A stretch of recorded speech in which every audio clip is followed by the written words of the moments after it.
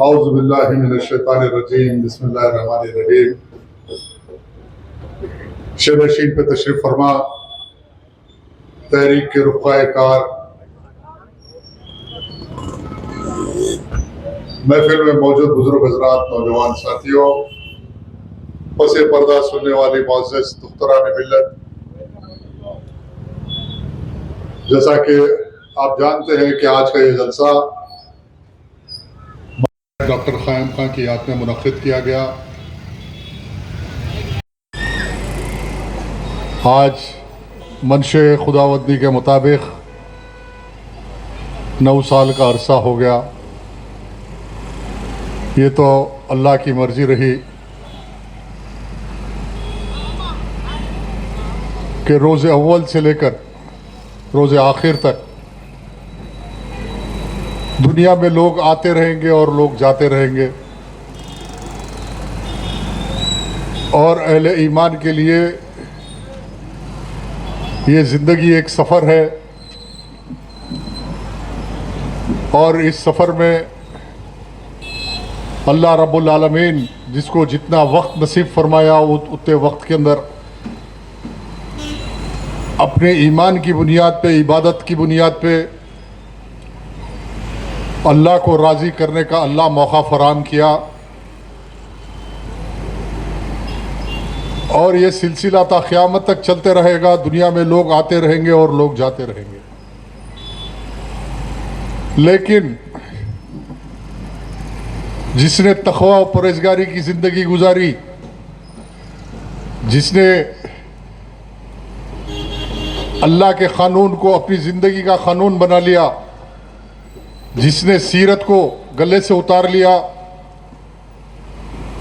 और इश्क़ रसालत में सरसाब ज़िंदगी गुजारी, तो अल्लाह उनको औलियों का मुक़ाम दिया। अल्लाह वैसे लोगों को एक तारीख़ साज़ शख्सियत बना दिया, और वैसे लोगों का नाम दुनिया में सुबह क़यामत तक बाकी रहेगा, जो अपने आप को वफ़ करके अल्लाह की राह में खिदमत करते हैं। वो तारीख़ साज़ बन जाते हैं। कई हुक्मरान आए और चले गए, आज उनका कोई नाम लेने वाला नहीं। दुनिया की तारीख़ में आप देखते हैं कि हलाकू खां का नाम है, चंगेज़ खां का नाम है। मुग़लिया सल्तनत 800 साल हुकूमत करी, आज उनके वारिसीन कहाँ है किसी को पता नहीं। दक्खन की सरजमीन पे 400 साल हुकूमत करने वाले ख़ानदान का ताओ पता नहीं है। आज दुनिया में बड़ी बड़ी ताकतें उठी, रोमन एम्पायर के नाम पे दुनिया में लोहा मनवाया, ख़त्म हो गया। फ़ारस की हुकूमत उठी, ख़त्म हो गई। लेकिन आप देखते हैं कि दुनिया के बर्रे सग़ीर में आपको आस्थाने मिलेंगे, और वो आस्थाने ये पैगाम देंगे कि चाहे अफ्रीका की सरजमीन हो, नाइजीरिया की सरजमीन हो, तो कहीं इब्ने अरबी का नाम लिया जाता है, तो कभी शम्स तबरेज़ी का नाम लिया जाता है। हिंद की सरजमीन पर ख्वाजा अजमेरी रहमतुल्लाह अलैह का नाम लिया जाता है, और इन अल्लाह वालों का नाम सुबह क़यामत तक खामी रहेगा। ये पैगाम अल्लाह की तरफ से है कि जिसने मुझको चाहा वो बाकी रहेगा, और जो दुनिया की हुकूमतें ख़त्म करना चाहते हैं उनके नामो निशान मिट जाते हैं। आज आप के देखो कि जिसने बड़ी आरजुओं से बड़े महलात को तामीर किया था, आज खंडर में तब्दील हो गए। जिसके मकबरों का नामो निशान मिट गया, लेकिन आस्थानें बाकी है। उन आस्थानों से आज भी फैज़याब सारी दुनिया है। उन आस्थानों पर सर झुकाकर लोग एहतराम से आज खड़े हुए हैं, और इस उम्मीद में है कि इस अल्लाह वाले के दर से अल्लाह मेहरबान होगा और हमारे मशाकिल ख़त्म होंगे। तो पता ये चला कि हुकूक़ुल इबादत के साथ हुकूक़ुल नास अल्लाह रब्बुल आलमीन ने आप पे वाजिब किया, इसलिए कि आज इस्लाम का पैगाम एक आफाकी पैगाम है। मेरे नबी 40 साल के बाद नबूवत का ऐलान फरमाया। 40 साल मेरे नबी एक समाजी रसूल की हैसियत से ये पैगाम दे रहे थे कि समाज में समाजियत क्या है, और समाज को समझना और समाज को समझाने का काम कर रहे थे, समाज को तैयार कर रहे थे। 40 साल की सारी नबी की ज़िंदगी एक समाजी ज़िंदगी थी। आज बिलखुसूस जिस हालात से दुनिया में मुसलमान गुजर रहे हैं। आप गौर और फिक्र की नज़र से देखो कि सारी दुनिया में आज खून से सस्ता मुसलमानों का पानी है। रात दिन टीवी चैनल हो, प्रिंट मीडिया हो, इलेक्ट्रॉनिक मीडिया हो, अखबारात के ज़रिए, टीवी के ज़रिए, चैनलों के ज़रिए आप देख रहे हैं कि मुसलमानों का खून पानी के ज़्यादा बहाया जा रहा। बेबस मुसलमान है, बस इंतशार का शिकार है। कहीं अकायद की बुनियाद पर मुसलमान आज ये सोच रहा है कि आज इस अकीदे वाले का खून बह रहा है तो वो खून मेरा नहीं है, और ये अकीदे वाला सोच रहा है कि उस अकीदे वाले का खून बह रहा ये मेरा नहीं है। तो ये इंतशार जब तक रहेगा मुसलमान दुनिया में गालिब नहीं हो सकता। आज वक्त की ज़रूरत है कि कलमे ला इलाहा इल्लल्लाह मोहम्मद रसूलुल्लाह की बुनियाद पर सारी दुनिया के जब तक मुसलमान एक खड़े नहीं होते तो यहूद और नसारा का मुकाबला नहीं कर सकते। ताज़ा तरीन हालात आपके सामने है। गाज़ा की पट्टी में जो कुछ हो रहा है, जब तक मुसलमान गाज़ा की पट्टी के लड़ते रहेगा मुसलमान जीत नहीं सकता, मुसलमान यहूदियों पे गालिब नहीं हो सकता। जिस दिन दुनिया का मुसलमान ये समझेगा कि मेरी ज़िंदगी का नस्बुलैन ये है कि बैतुल मुक़द्दस जिसको क़िबले अव्वल कहा जाता है और 17 महरे मेरे नबी ने क़िबले रुख करके बैतुल मुक़द्दस की तरफ नमाज पढ़ा था, इसका वारिस मैं हूँ और बैतुल मुक़द्दस की लड़ाई लड़ूंगा तो दुनिया की कोई ताकत, न्यूक्लियर बम या अमेरिका का बम या अमेरिका के हथियार, ये यहूदियों के हथियार, ये तल अवीव, ये इसराइल आपका मुकाबला नहीं कर सकते। खामी इस बात की है, आज आप देख रहे हैं कि एक तरफ अरब के मुमालिक है, ऐश व आराम है, ऐश व आराम है, ये हालात है, और एक तरफ गाज़ा की पट्टी बाजुक में है जहां मासूम बच्चा दम तोड़ रहा, AK-47 सीने में उतार दी जा रही, बैठे हुए दवाखाने में दवाखानों को ब्लास्ट करके उड़ा दिया जा रहा, लेकिन किसी की हिम्मत नहीं हो रही कि आज यहूदियों के खिलाफ खड़े होकर मुंह खोले, अमेरिका के खिलाफ मुंह खोले। इसलिए इनको ये डर है कि मेरे हुकूमत का जवाल आ जाएगा, मेरी हुकूमत ख़त्म हो जाएगी। इस बात का डर नहीं है कि कल रोज़े महशर अल्लाह के सामने रुजू होना है और ये बात का को जवाब देना है कि मैं मेरे सामने ये देखता रहा और इसके बावजूद मैं कुछ नहीं किया, तो इसका जिम्मेदार सारी दुनिया है। आप देखो आज कहीं एहतजाज हो रहा, कहीं एहतजाज नहीं हो रहा, बिलखुसूस जहाँ मुस्लिम क़ियादत के दावेदार है कोई एहतजाज कर रहा, कोई एहतजाज नहीं कर रहा, बल्कि अमेरिका मुजरिम नंबर 1 जो सारी दुनिया में बिलवास्ता या बिलावास्ता आज करोड़ा मुसलमानों को ख़त्म कर दिया। अफगानिस्तान की सरजमीन पे कम से कम 1 करोड़ मुसलमान अमेरिका ने मार दिए, इराक की सरजमीन पे करोड़ों मुसलमान मर गए, लेबनान में मर गए, सीरिया में मर गए, मिस्र में मर गए, लेकिन इसके बावजूद कोई आवाज़ उठाने वाला नहीं। आज ये समझ रहे हैं कि अमेरिका जन्नत है हमारे लिए। नहीं, जब तक आप ये फैसला नहीं करेंगे कि ला इलाहा इल्लल्लाह मोहम्मद रसूलुल्लाह, उस वक्त तक दुनिया में मुकाबला नहीं कर सकते। जैसा कि मैंने अपने तकरीर के तमीदी कहा, इस तहरीक का मकसद यही था और मरहूम गाजी मिल्लत ने हमेशा जिद्दोजहद की। रात की तारीकियों में अगर कोई मुसलमान आवाज़ देता लब्बैक कहते हुए, अपने हल्के के मुसलमानों की नहीं बल्कि जहाँ जहाँ से आवाज़ आती है और काम करती, वही काम डॉक्टर क़याम खान ने अपनी सारी ज़िंदगी कर किया। आज जो हालात हिंदुस्तान के हैं आपके सामने है, बाबरी मस्जिद का फैसला आ गया। आज कोई कहे ना कहे, लेकिन अल्हम्दुलिल्लाह मजलिस बचाओ तहरीक की ये तारीख़ है, ये तारीख़ है कि मजलिस बचाओ तहरीक ने बाबरी मस्जिद के लिए जो जिद्दोजहद की, हिंदुस्तान के शर व ग़र में कोई कायदीन या कोई जमात ना कोई उतरा और कोई खिदमत किया। हमारे बस में जितना था हम लड़े और हमारे को कमज़ोर करने के लिए करोड़ों रुपए खर्च किए गए, इसलिए कि मजलिस बचाओ तहरीक का उम्मीदवार कामयाब होगा तो बाबरी मस्जिद की लड़ाई लड़ेगा। पुलिस से अरेस्ट किया जाता, बोकसिंग की जाती, हराया जाता, इसलिए कि अमानुल्लाह खान एक MLA थे तो बाबरी मस्जिद की आवाज़ सारे हिंदुस्तान में उठ रही थी। आज आप देख रहे हैं ना, हिंदुस्तान में रोज़ाना अखबारात पढ़ रहे हैं, जो तहरीक ने कहा था वो आज 20 साल पहले तहरीक और तहरीक की क़ियादत ने जो पेशन गोई करके मुसलमानों के सामने रखा था कि ये हालात पैदा होंगे, आज वो हालात मुसलमानों के सामने आए या नहीं आए, आप फैसला कीजिए। मैं याद दिलाना चाहता हूं उन लोगों को बाबरी मस्जिद के ताल्लुक से गुफ्तगू इसलिए बेहद ज़रूरी है कि आज सारे हिंदुस्तान में एक रिवाज बन गया कि हर मंदिर को खोदो, हर मस्जिद को खोदो, मंदिर की तलाश। आप रोज अखबारात पढ़ रहे, कई संभल की मस्जिद को खोदने की बात की जा रही है, सर्वे किया जा रहा है।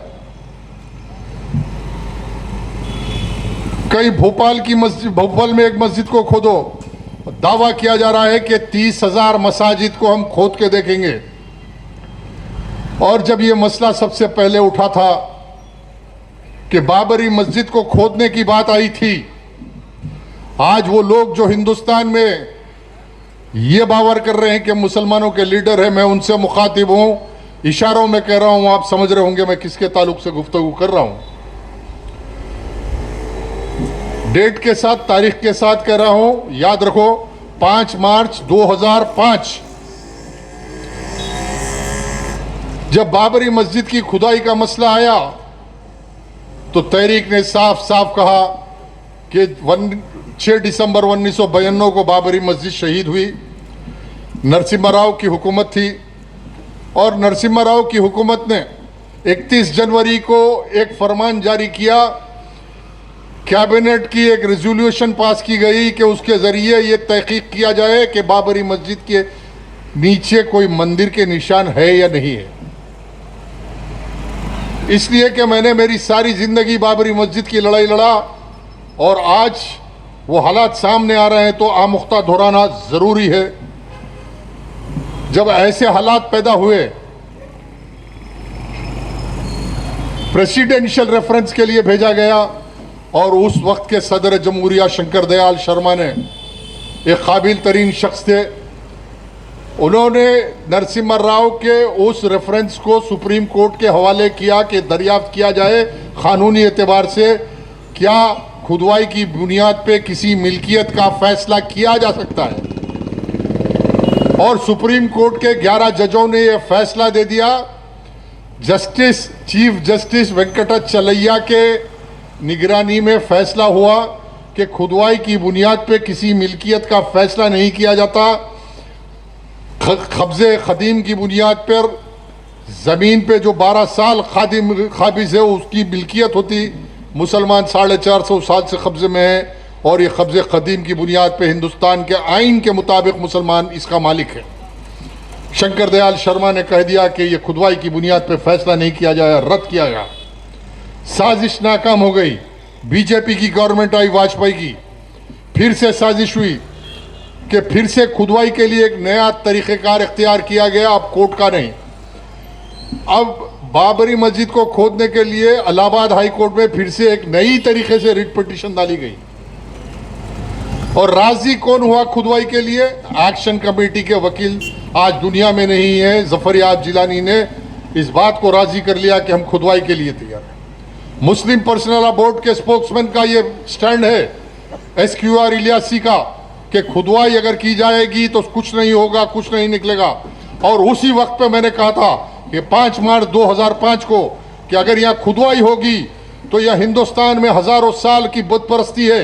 कहीं से बुतों को ला के डाल कर ये बताया जाएगा कि ये बाबरी मस्जिद के नीचे से निकले और यहाँ मंदिर था। और वही हुआ बाबरी मस्जिद की खुदवाई के बाद। उसके बाद फिर फैसला आया, आस्था की बुनियाद पर फैसला आया। आज जस्टिस चंद्रचूड़ नहीं है, सुप्रीम कोर्ट के रिटायर हो गए और उनका कहना यह है कि बाबरी मस्जिद का फैसला करने से पहले मैं 3 महीने पूजा पाठ करता रहा और पूजा पाठ करके भगवान से पूछता रहा कि क्या करूं। और मुझको इल्हाम हुआ, मेरे को ऐसा महसूस हुआ कि अब मेरे को बाबरी मस्जिद को राम जन्मभूमि बना देना। एक जज का बयान है सुप्रीम कोर्ट के कि मैं रोजाना घर से जब निकल रहा था देख रहा था मेरे छत पे आके बंदरा बैठ जा रहे और छत पे जाके देख रहा हूं तो पूरे बंदरा मेरे को नमस्ते कर रहे, बंदरा मेरे को नमस्ते कर। सुप्रीम कोर्ट का जज भाई, हिंदुस्तान की अदलिया की ये हालत है।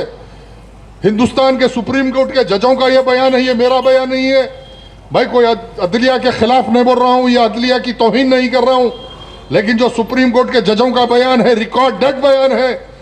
सुप्रीम कोर्ट के जज का वीडियो मेरे पास है, व्हाट्सएपों पे चल रहा, सोशल मीडिया पे चल रहा कि सुप्रीम कोर्ट का जज जिसने बाबरी मस्जिद के खिलाफ जजमेंट दिया, उसने ये करा कि मेरे घर के छत पे बंदर आए, बंदरों का लश्कर आके मेरे कुछ नमस्ते कर रहा था, और मैं ये समझ गया कि हनुमान जी मेरे घर आ गए और मुझसे राम मंदिर मांग रहे, और मैंने फैसला दे दिया। ये हिंदुस्तान का कानून है।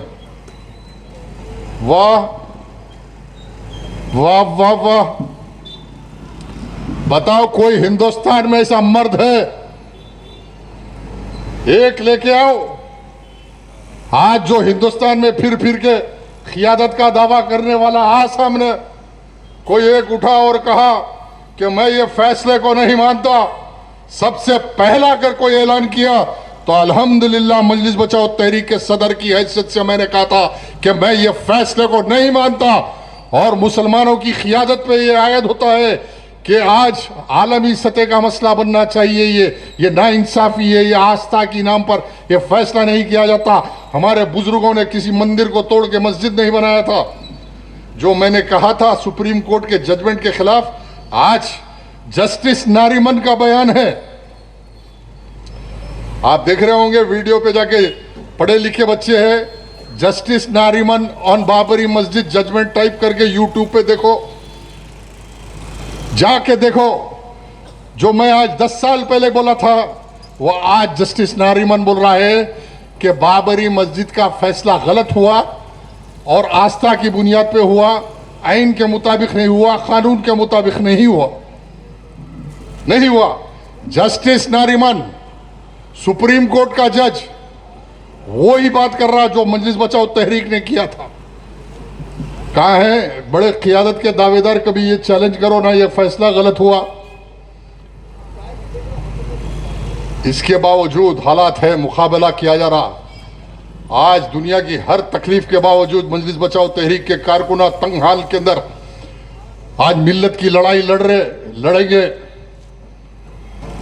हम ये हिंदू मुसलमान की नफरत की सियासत करके तफरका फैलाना नहीं चाहते, इसलिए कि हमारे नबी ने मोहब्बत का पैगाम दिया, इंसानियत का पैगाम दिया, अखलाक का पैगाम दिया, ईमानदारी का पैगाम दिया।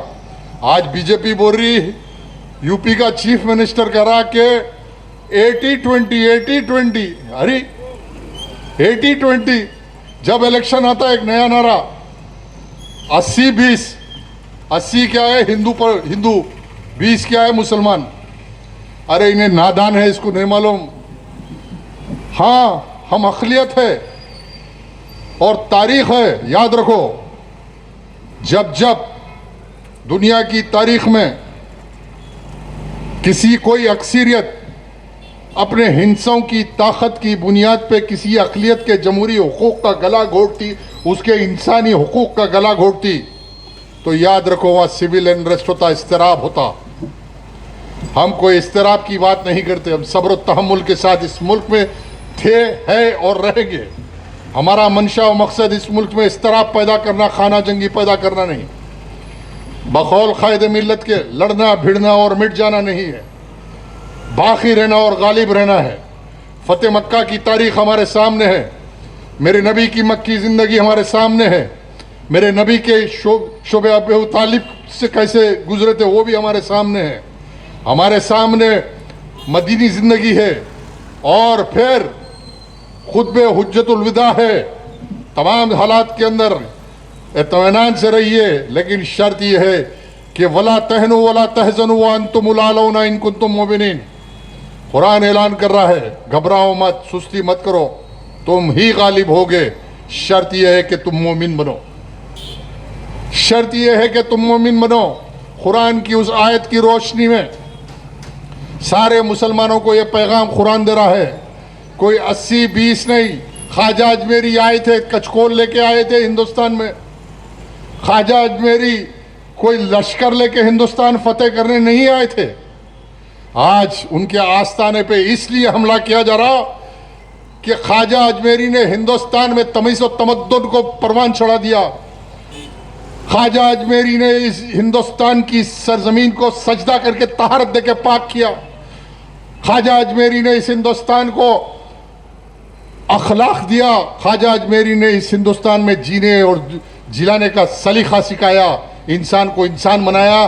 जब शूद्र को बाजुक नहीं बिठाया जाता तो ख्वाजा अजमेरी ने अपने कचकोल से खाना खिला के समाजी इंसाफ का पैगाम दिया, अपने दस्तरखान पर हरिजन गिरिजनों को बिठा के ये पैगाम दिया कि अल्लाह वाहिद है और अल्लाह की नज़र में सारे इंसान एक है। ये पैगाम ख्वाजा अजमेरी ने दिया। कोई लश्कर लेके फतह नहीं हुए थे। तो है 20 करोड़ हिंदुस्तान के मुसलमानों, तुम्हारी तारीख ये है कि तुम लश्कर लेके नहीं आए थे, तुम कचकोल लेके आए थे, लेकिन तुम्हारे साथ ईमान लाए थे, तुम्हारे साथ कुरान लाए थे, तुम्हारे साथ तुम अपने नबी की सुन्नत लाए थे, और वही हथियार था जो आज हिंदुस्तान में गालिब हुआ था। जिस दिन तुम ये सोच लोगे कि मेरा हथियार मेरा ईमान है, तो हिंदुस्तान में तुम गालिब हो जाओगे। तुम ये सोच लोगे कि मैं मुसलमान हूं और मुसलमान के दायरे में जिंदगी गुजारूंगा और एक नमूना पेश करूंगा हिंदुस्तान में, तो ये 15 मिनट देख लेता हूं, 5 मिनट देख लेता हूं। अरे क्या मियाँ 15 मिनट ये झगड़े के बाद, अरे 15 मिनट पुलिस को छोड़ के तुम नहीं फिरते तो 15 मिनट के क्या दावे कर रहे? 15 मिनट तुम पुलिस वालों को छोड़ के शहर में तुम नहीं फिरते। अब संभल में इतनी बड़ी गड़बड़ हो रही, कोई भाई के जा रहा इनका। हिंदुस्तान में इतनी मारपीट हो रही, इतने मस्जिदों पे हमला हो रहा, कहाँ है? लंदन में है। इलेक्शन आते की संगाती तमाशा शुरू होता, बैंड बाजा शुरू होता, पूरा कंपनी निकलती, शहर के पूरे जितने भी एहलकार हैं इनके सबको पेमेंटा देके गोल गोल फिराते जाना, जलसे करना, तमाशा करना, भाग के आ जाना, भाग के आ जाना। अब वहां हालात खराब हो रहे, कौन जा रहा? 15 मिनट हटा लो, हम देख लेते। अरे 15 मिनट तुम पुलिस को हटा के फिरो ना बाबा। अरे हमारे सामने तो हमारा कायद है मरहूम गाजी मिल्लत, सारी जिंदगी अकेला तन्हा जीप चला के ये शहर के लोग गवाए। रात के 2 बजे लाल दरवाजे में अगर फसादात होते, तन्हा अकेला ईमान वाला, अल्लाह से डरने वाला, रसूल की मोहब्बत में कलमा गो मुसलमानों के दरमियान में जाना और उनकी मदद करना, ये तहरीक है, याद रखो। आज हम इस मुल्क में नफरत नहीं चाहते, लेकिन जो खाका खींचा जा रहा है कि इस मस्जिद पे हमला होगा, उस मस्जिद पे हमला होगा, वहाँ शिवालय बोल के नाम पे करेंगे, हिंदू महासभा के नाम पे करेंगे, राम सेना के नाम पे करेंगे, तो फिर तुम्हारा बैंड बजा बजाने के लिए हम भी तैयार हैं। आज इंटेलिजेंस वाले सुन लो, हिंदुस्तान के अमित शाह तू भी सुन ले, और सबसे पहले आग आने से पहले कुछ रहते समझ जाते, हालात खराब हो रहे। हालात खराब होने से पहले जल्दी जल्दी अपना सामान बुनता बिरसता लपट के भागते। आरएसएस वाले का बयान आया कि मियाँ अब जो भी हो गया, बाबरी मस्जिद की हद तक कर लिए, अब कर लिए, अब ज्यादा करेंगे तो फिर नारे तकबीर बोल के सारे हिंदुस्तान में खड़े हो जाएंगे, तो फिर तुम्हारा शिराजा, तुम्हारा बुनता गर्म कर देते, इतना मारते बोल के मोहन भागवत बोल रहा। मैं आज पैगाम दे रहा हूं कि बाबरी मस्जिद का जहर अभी गले से नहीं उतरा, अभी हमारे गले से नहीं उतरा। याद रखो, हम सिर्फ और सिर्फ इस मुल्क की सालमियत को बिखराना नहीं चाहते। हम खामोश बैठे हुए, जब इंसाफ के इदारे कमजोर पड़ जाएंगे। और आज और एक कानून है कि 15 अगस्त 1947 को जितने मजहबी मुकामात जैसे थे वैसा रहना चाहिए। मैं पूछना चाहता हूं, जो आज अखंड भारत की बात कर रहे, भारत की बात कर रहे, 1945 से पहले कोई लाके मुझको बताओ कि हिंदुस्तान था, अखंड भारत था। आज निकल रहे सनातनी के नाम पर। अरे कौन सा ऐसा सनातनी था हिंदुस्तान के अंदर अखंड भारत बनाया? आज जो बात कर रहे कि दलितों को मारा जा रहा, अरे इनकी तो तारीख है कि जितने मंदिर है, इनके जितने बड़े बड़े मंदिर है हिंदुस्तान में, अगर उसकी खुदवाई की जाएगी तो हर मंदिर के नीचे एक बुद्ध की मंदिर निकलेगी, बौद्ध की मंदिर निकलेगी। इनके शंकराचार्यों ने हजारों लाखों बौद्धों को मारकर मंदिरों को कब्जा करके बौद्धों की बौद्ध कदाओं को मंदिरों में तब्दील किया। आज कई दलित, हरिजन, गिरिजन और कई बौद्ध समाज की कई अहम शख्सियतों के बयान आ रहे और कई जने बात कर रहे कि अगर ये मसला छिड़ेगा तो मस्जिदों के साथ हिंदुस्तान की हर मंदिर को खोद के हम गौतम बुद्ध को निकाल के बताएंगे कि हिंदुस्तान में बौद्धों का राज था, बौद्धों ने राज किया था, गौतम बुद्ध के वह मानने वालों का राज था। ये सिर्फ और सिर्फ मुसलमानों को डराने धमकाने, मुसलमानों से नफरत पैदा करके इख्तिदार हासिल करने की एक साजिश अमित शाह की हद हो गई कि अंबेडकर के ताल्लुक से अमित शाह कर रहा।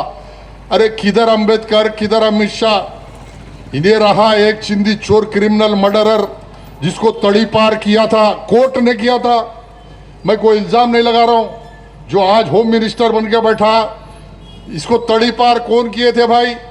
कोर्ट से तड़ी पार हुआ इन्हें, मर्डर केसों में था इन्हें। ये हुकूमत चलाएंगे, अगर इनके हाथ में हुकूमत आएंगी तो जुर्म बढ़ेगा।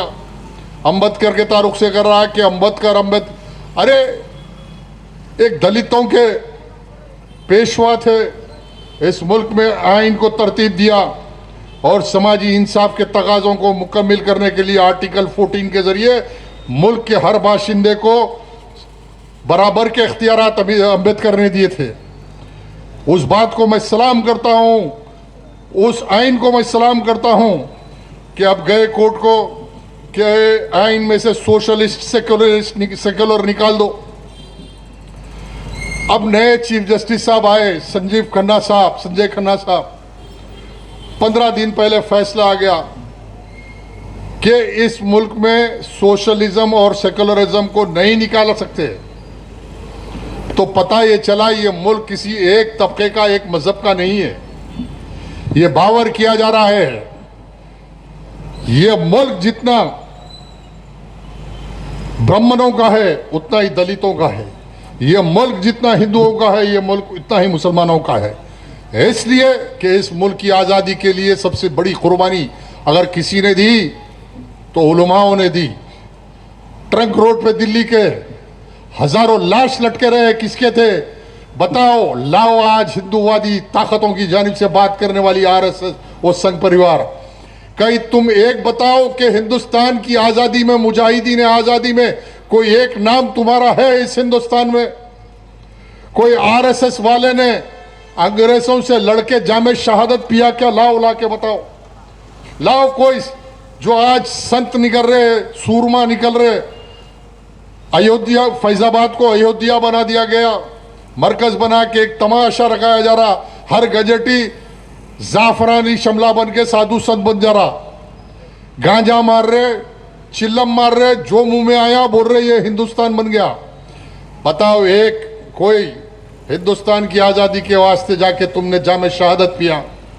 अरे तुम्हारा वीर सावरकर अंग्रेजों से दबकीनामा लिखा, भाग के आया, आके अंग्रेजों की गुलामी करके अंग्रेजों की मकबरी करा वीर सावरकर।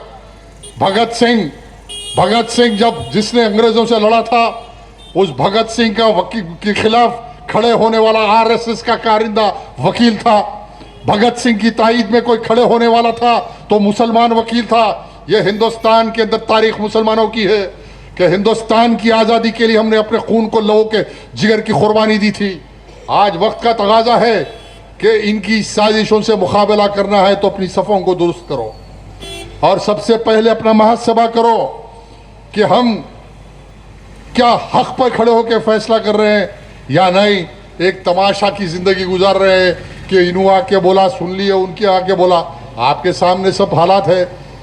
आज जो क़ियादत के नाम पे तमाशा रखाया जा रहा, अरे क्या है भाई?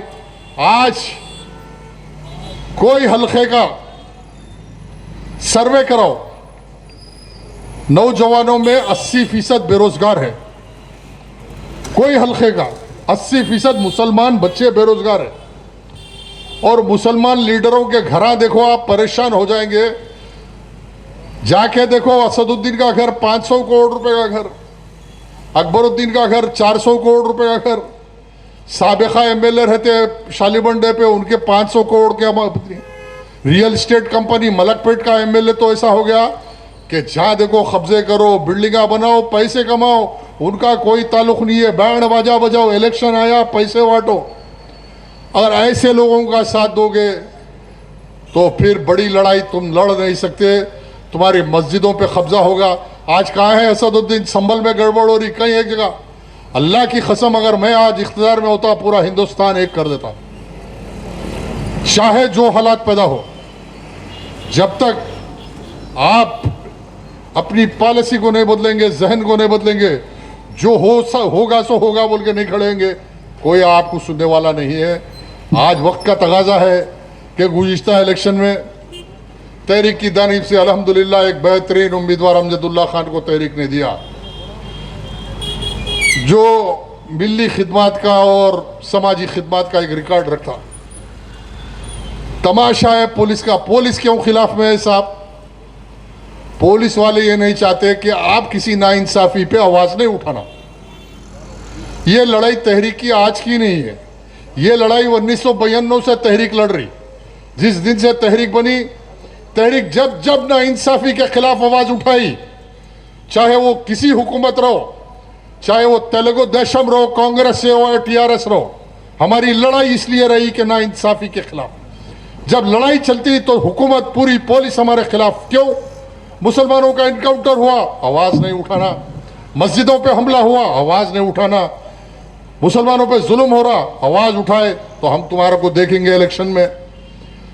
तो ये सिलसिला आएगा तो हम तो अल्लाह पे छोड़े, हम तो मुकाबला करेंगे। हम जिसके लिए लड़ रहे हैं उनकी भी जिम्मेदारी है कि अपनी जिम्मेदारी को महसूस करके एक बार खड़े हो जाओ। बल्दिया इलेक्शन आ रहे, इंशाल्लाह मजलिस बचाओ तहरीक अपने उम्मीदवारों को मैदान में उतारेगी। और जैसे याकूतपुरे का इलेक्शन लड़े थे, वैसे इंशाल्लाह उससे अच्छा इलेक्शन सारे हैदराबाद के तकरीबन हलकों में तहरीक इलेक्शन लड़ेगी। तहरीक के उम्मीदवार काबिल तरीन पढ़े लिखे नौजवान जो समाजी खिदमत करने का जज्बा रखते हैं और ईमान की ताकत अपने पास रखते हैं, वैसे काबिल तरीन उम्मीदवारों को 150 हल्के हैं। अब सुनने में आ रहा कि क्या तब्दीली होती क्या नहीं होती। तहरीक ज़्यादा से ज़्यादा उम्मीदवारों को लड़ाएगी और इस बहाने हैदराबाद शहर में बुनियादी सतह से कारपोरेटरों से जब तहरीक उठेगी तो इंशाल्लाह आगे के हालात तहरीक के वास्ते बेहतर होंगे। हम किसी सूरत में ख़त्म होने वाले नहीं, तहरीक ख़त्म होने वाली नहीं। मरहूम गाजी मिल्लत चले गए, तहरीक बाकी है। मरहूम सदर आदम मलिक साहब चले गए, तहरीक बाकी है। मरहूम डॉक्टर क़ायम खान चले गए, तहरीक बाकी है। कल मैं नहीं रहूँगा, तहरीक बाकी रहेगी। तहरीक का कोई शख्स तहरीक चलाएगा, इसलिए कि हक़ कभी ख़त्म नहीं होता, मजलूमों की लड़ाई कभी ख़त्म नहीं होती। जब तक ये हक़ और मजलूमों की लड़ाई है, ये तहरीक बाकी रहेगी, ये लड़ाई बाकी रहेगी। अल्लाह किसी को मुंतखब करेगा। कोई हमारी इजादारी नहीं है मेरे ख़ानदान की कि मेरा ही भाई बनेगा, मेरा बेटा बनेगा। ऐसा नहीं कि अभी से बच्चा 8 साल का है, उसको टोपी पहना के लेके आ रहे, लेके आके स्टेज पे बिठा के अभी से ट्रेंड कर रहे, कल यहाँ का बादशाह बनना है तेरे को। नहीं, अल्लाह जिसको बनाएगा उसको कोई नहीं रोक सकता। बहरहाल तहरीक का साथ दीजिए, इंशाल्लाह हालात है, हालात बदल जाएंगे। अमजदुल्ला खान के इलेक्शन लड़ने से पहले यही मुखालिफिन कह रहे थे कि ज़मानत जब्त हो जाएगी। अरे अल्लाह बताया ना, इतनी नाइंसाफियों के बावजूद 800 वोटों से हारा। अरे आज जीत क्या था तो ऐवान असम्बली तेलंगाना के अंदर ईंट से एंड बजा देते। ये नहीं जाके जो चीफ मिनिस्टर बनता उसको अपना दूल्हे भाई नहीं बनाते। केसीआर था तो केसीआर मामू मामू मामू, चंद्रबाबू नायडू था तो उसके जूते उठाए। अब रेवंत रेड्डी आया, रेवंत रेड्डी को जो बात से खुशी होती वही बात करते जाके, वाह। अरे कौन अल्लू अर्जुन, क्या लेना देना उसके लफड़े से मिल्लत का, मुसलमानों का क्या। निकल गए बांखड़े पहलवान कपड़े धोने के वास्ते रेवंत रेड्डी के, इसलिए कि परेशान है। रेवंत रेड्डी को बहुत गालियां दिए थे, आरएसएस का टिल्लू है, पिल्लू है। अरे वही टिल्लू पिल्लू को लेकर के, हाँ खालिद मियाँ याद दिला रहे, वो निजामाबाद के आगे जब आदिलाबाद में फसाद हुआ, मुसलमानों के कम से कम 5-6 करोड़ का नुकसान हुआ जयनूर में। ये बाबा को याद नहीं आया, 7 दिन असेंबली चली तो रेवंत रेड्डी को पूछना ये कैसा। अल्लू अर्जुन अब सुनने में आ रहा वो झगड़ा किसी बात का नहीं है अल्लू अर्जुन का। अल्लू अर्जुन की फिल्म 1000 करोड़ रुपए कमाई, उससे मामूल पूछ रहे। गारमेंट रेवंत रेड्डी के लोग ये अकबरुद्दीन मिलके ब्लैकमेल करके पैसे तोड़ रहे। वो पैसा तोड़ने के वास्ते ये सब ड्रामा चल रहा अल्लू अर्जुन का। अरे अल्लू अर्जुन का आवाम से क्या ताल्लुक है? एक हादसा हो गया, शहर में कई हादसे होते, लेकिन उसको बना के इतना तमाशा तमाशा तमाशा। अरे तो ठीक है, आलेर एनकाउंटर की फाइल पे उठाना, अकबरुद्दीन ओवैसी शहीद हुए ना, अल्लू अर्जुन के उससे ताल्लुक से हमारा क्या ताल्लुक है भाई? हाँ नहीं, बड़ा लो बड़े स्टाइल से मिमिक्री करना। अब ये कोई मिमिक्री चलने वाली नहीं बाबा, तुम्हारा टाइम खत्म हो रहा। इंशाल्लाह कारपोरेशन इलेक्शन में तुम्हारा बाजा बजाता हूँ, गली गली फिर के घर घर फिरूंगा, बात करूंगा, और तुम कैसा जीतते देखता हूँ। कैसा बोगसिंग, कैसा रोका बोगसिंग को याकूतपुरे में, तरस के रख दिया, भगा भगा के। इंशाल्लाह वैसा इलेक्शन जिस तरह खालिद को याकूतपुरे का इलेक्शन लड़ाया था, तहरीक के हर उम्मीदवार को वैसा ही इलेक्शन लड़ाऊंगा। कारपोरेटर का हर हल्के से लड़ाऊंगा, ऐसी ताकत से लड़ाऊंगा। तहरीक के कम से कम 15 से 20 नौजवानों को कारपोरेटर बनाकर मुस्तकबिल की क़ियादत हाथ में देके आराम से इत्मीनान से बैठूंगा, ये ठान के बैठा हूं। तहरीक के कम से कम मुसलमानों के 15-20 ऐसे नौजवानों को मुंतखब करूंगा जो मुस्तकबिल में मुसलमानों की खिदमत कर सके। इस नसबुल ऐन के साथ आज यहाँ आया हूँ। दुआ कीजिए कि अल्लाह आपसे मेरे से काम ले, अल्लाह डॉक्टर ख़ायम खां की मग़फ़िरत फरमाए, अल्लाह आदम मलिक साहब की मग़फ़िरत फरमाए, अल्लाह मरहूम गाज़ी मिल्लत रहमा की खिदमत को कबूल करे, मग़फ़िरत फरमाए। अल्लाह हम में शऊर पैदा करे, हमको नेक बनाए, एक बनाए। अल्लाह हक़ पे क़ाइम होने की तौफ़ीक़ अता फरमाए। वो ला इलाहा इल्लल्लाह मुहम्मद रसूलुल्लाह। आखिर दावाना अल्हम्दुलिल्लाहि रब्बिल आलमीन। ये थे अली जनाब फ़रतुल्लाह खान साहब, इंजीनियर, सदर मंदी बचाओ तहरीक, आपको मुखातिब कर रहे थे। इसी के साथ जलसे की बर्खास्तगी का ऐलान किया जाता है।